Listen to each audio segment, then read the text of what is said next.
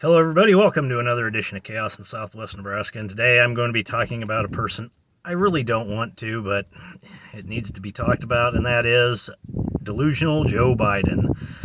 Yeah, folks, anybody can see that his presidency has been horrible. I mean, even Mr. Magoo can see that it has been a total disaster.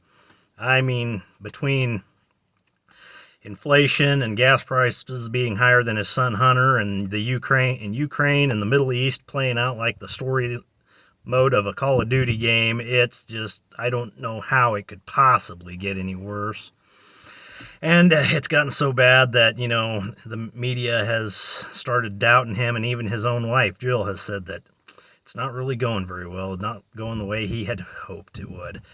And, and speaking of the media, even the left media is wondering if he should run again in 2024. And I'm here to tell you, I don't think he's going to finish 2022.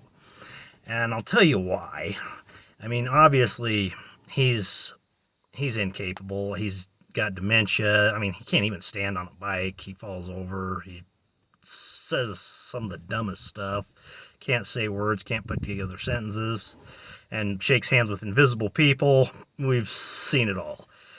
But I don't think it's going to happen before the midterms because Washington career politicians are so delusional, especially the Democrats. These delusional Democrats think that they're going to hold on to the House and the Senate in 2022, and I'm here to tell you that is not going to be the case. I think we're going to see a record swing in the House and see the Republicans take over with quite possibly a record number. And I think the Senate is not only is it going to swing Republican, I think we're going to see one, possibly two blue states vote a Republican in. I'm thinking it could happen. There's been some pretty close races lately that in blue states that should be won by Democrats in a landslide. But after the Republicans take, the House and the Senate, win the November midterms, they don't take off. It's not like they win the election and take office the next day. It's till January till they take office. So, I think that's when we're going to see something happen. I think once the shellacking happens, I think then there's going to be some Democrats make some deals with Republicans because they're going to want to get their person in there for VP. We're going to see deals go down. We're going to see swamp rats make deals behind the scenes. I wouldn't be surprised to see Mitt Romney make a deal of some sort, and then he votes for their VP of choice. We're going to get to that in a little bit.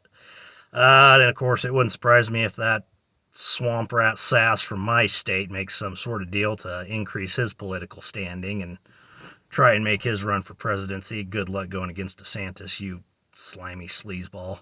I'm not a big fan of my senator, by the way. Never have voted for him. Always vote against or leave it blank. But something like that will happen, some sort of deal.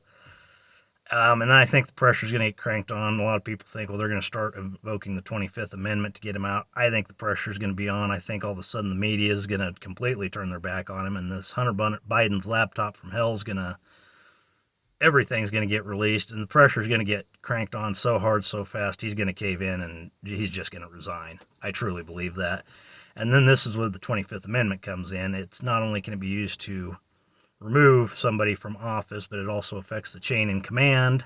It was used to get Ford to become appointed to vice president, eventually president, when Nixon and Agnew got out of office. There's more to it than just removing the president. But I think the deal's going to be made. I truly think, once Kamala Harris is sworn in, and people think, oh, they won't push Biden out because nobody wants Kamala. That's why I picked her. Now they picked her because she will be easy to manipulate as president. She is exactly who they want in there at this point. Yep, Joe's dementia and her ineptitude are the reasons that they're in there. So once Kamala gets in there, who's going to be the VP? Honestly, I think it's Michelle Obama, because they're going to have this narrative. Look, two women, and they're of color, are in the two highest offices in the land. Look at the progress we made. And that's how it's going to be. It's going to be the biggest joke of a presidency and vice presidency, but I truly think that's what's going to happen. And then all of a sudden there's going to be a fight, and both Kamala and Michelle are going to run for president in 2024. And I think that by then the Democratic Party is going to implode. And this started last year, of course. It's going to implode. And I think, I honestly, God, Trump may run, but I think it's going to be DeSantis. I love Trump. He was a great president, but he's getting old. I think DeSantis will win by a landslide in 2 years. So I think this is how this all plays out. But anyway, it's going to be a rough couple years. Going to be a rough couple months while Joe's still in there and whoever. I said when he got sworn in, I gave him 18 months, and he's lasted longer than 18 months. Obviously, is going to, but at about the 18-month mark is when everybody turned against him. So I was kind of sort of got my prediction right. Anyway, let me know what you think. Subscribe to the channel if you haven't yet. Like all the videos. I kind of rambled on in this one, but try and keep it a little shorter and sweeter. But anyways, hope you all have a good day. And Chaos in Southwest Nebraska over and out.